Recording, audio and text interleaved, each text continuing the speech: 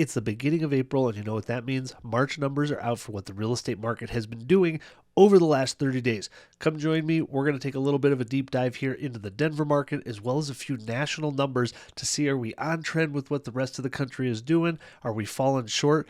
And then addressing what the headlines have been talking about for the last 9 months approximately. This doom and gloom scenario, real estate is crashing, but at the same time, a lot of us in the industry have been talking about, you know what? Until the inventory issue is solved, we might actually see prices start to rebound. We're about 10 to 15% down from the peaks back in April of last year, but we're historically and cyclically in the busiest time of year right now until about the middle to end of May. So come on and join me. Let's take a look at the numbers, see what's going on. Okay, so something I want to start off with here is actually what interest rates have been doing over the last couple of months. So we're looking at a 3-month chart here from Optimal Blue. They're one of the best tracking of mortgage rates that I know of. I use them daily.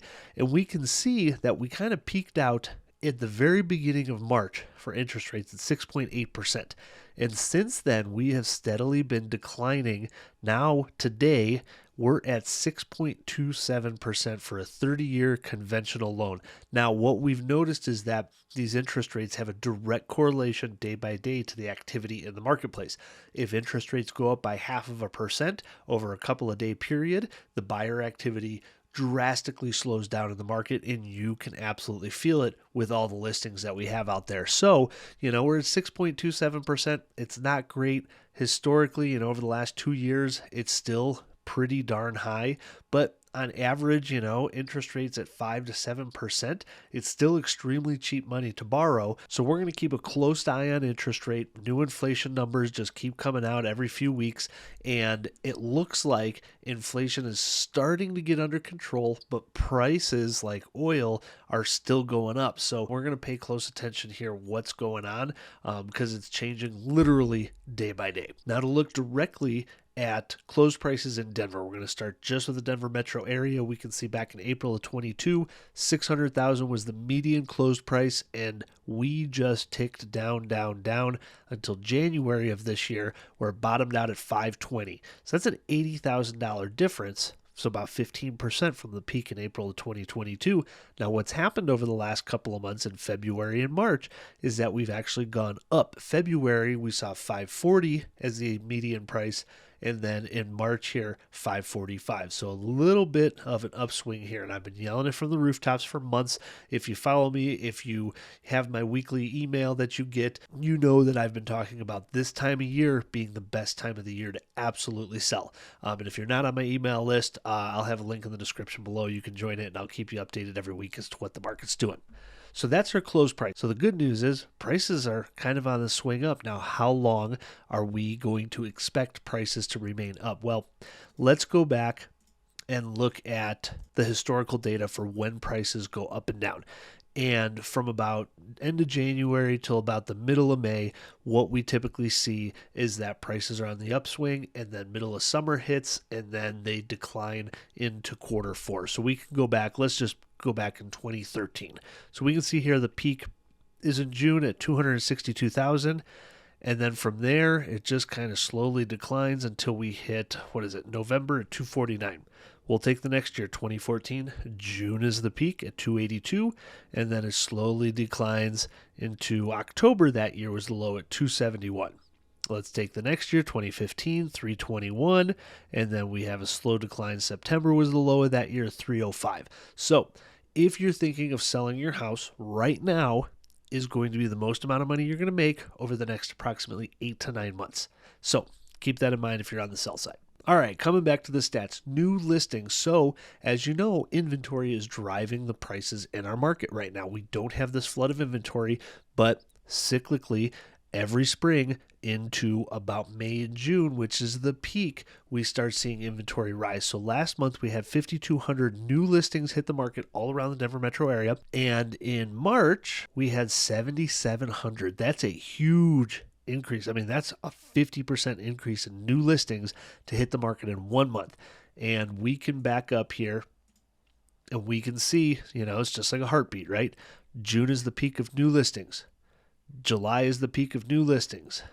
May is the peak of new listings. So within that few month period, cyclically, that is when the most new listings hit the market, is May, June, and sometimes even July. But my recommendation is to get on earlier because you have less inventory on the market, but you still have a good number of buyers. You don't want to be listing when everybody else is in the middle of summer.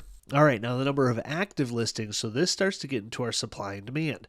Is in February, we had 8,100 active listings on the MLS that you could buy.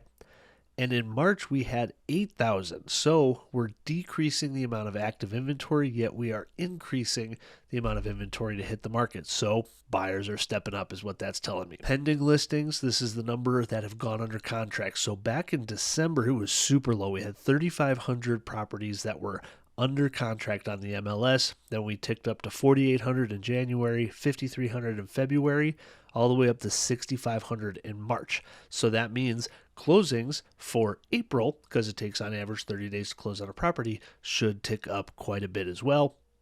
Which next is closed listings. So we can see, back in January it was 3,400. Remember, December pending listings was down there at 3,400. So it kind of matches there. So we should just see this upswing in March, 6,000 on the closed listing side. So we're getting a little healthier. Now to look at this on a bigger time frame, what we can see, once again, we've got a heartbeat.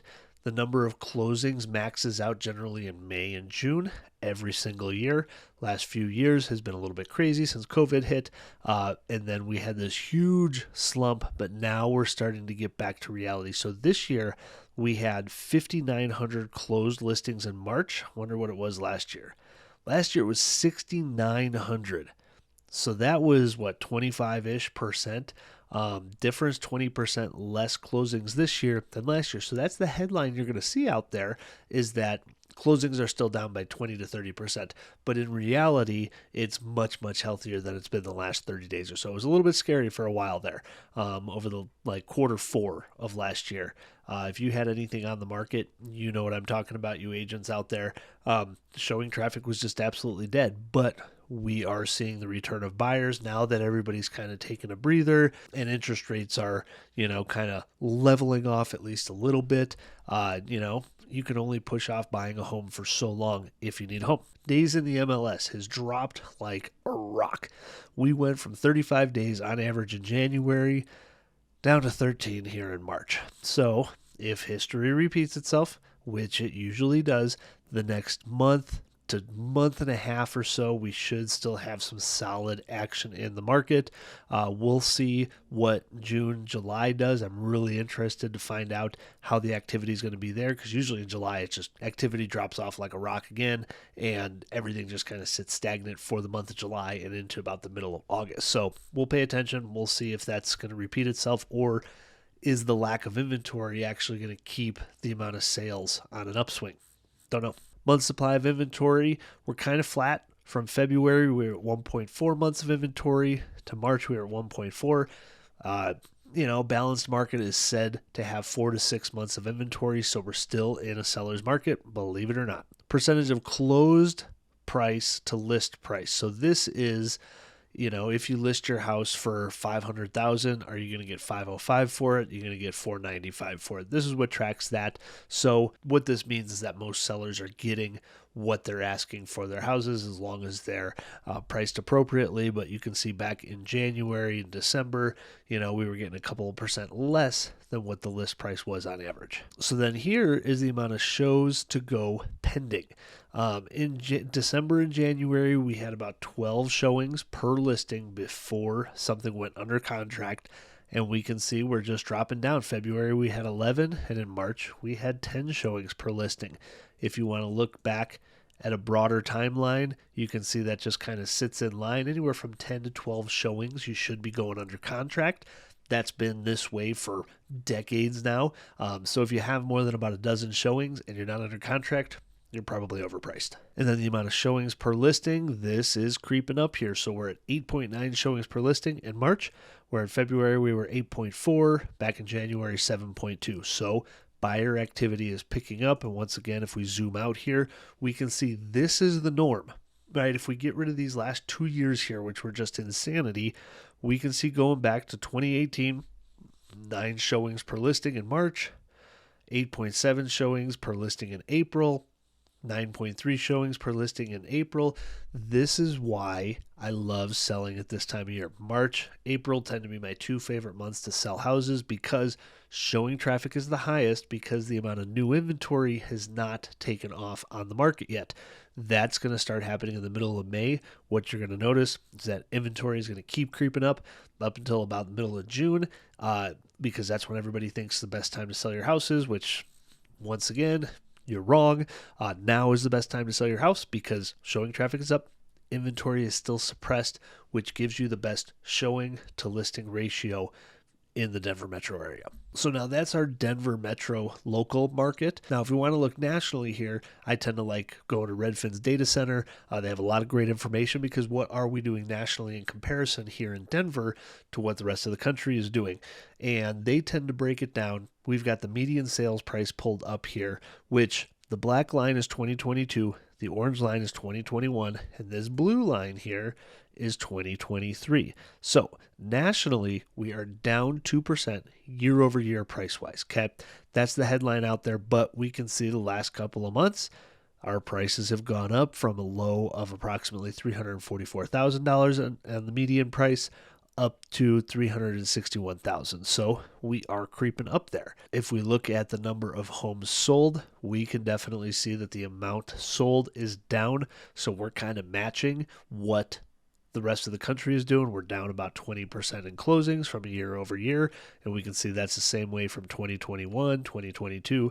We're down about 20% in closings. The number of new listings to hit the market, this is what's interesting, is that the number of new listings to hit the market nationally is down 21.7%.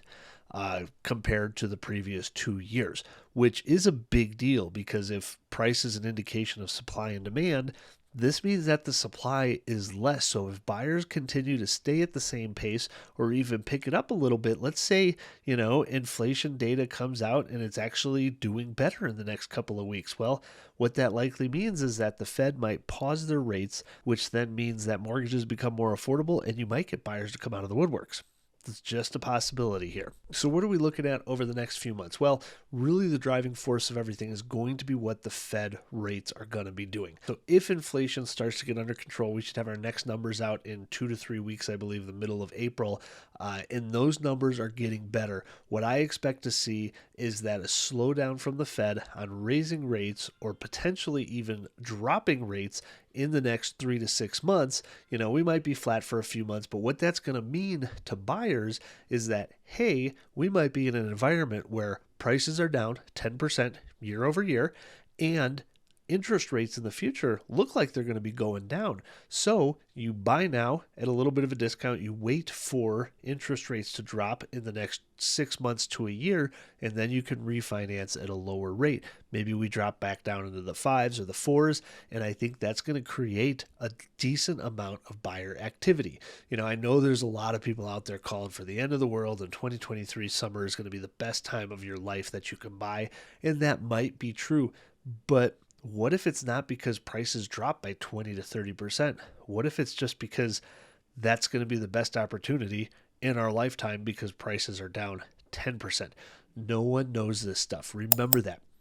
Everybody that you listen to, everybody that you hear are only right 50% of the time. So once again, if you want to continue to be updated on what the market is doing, link below to join my weekly email. If you got any questions, feel free to reach out. And until the next time, happy housing.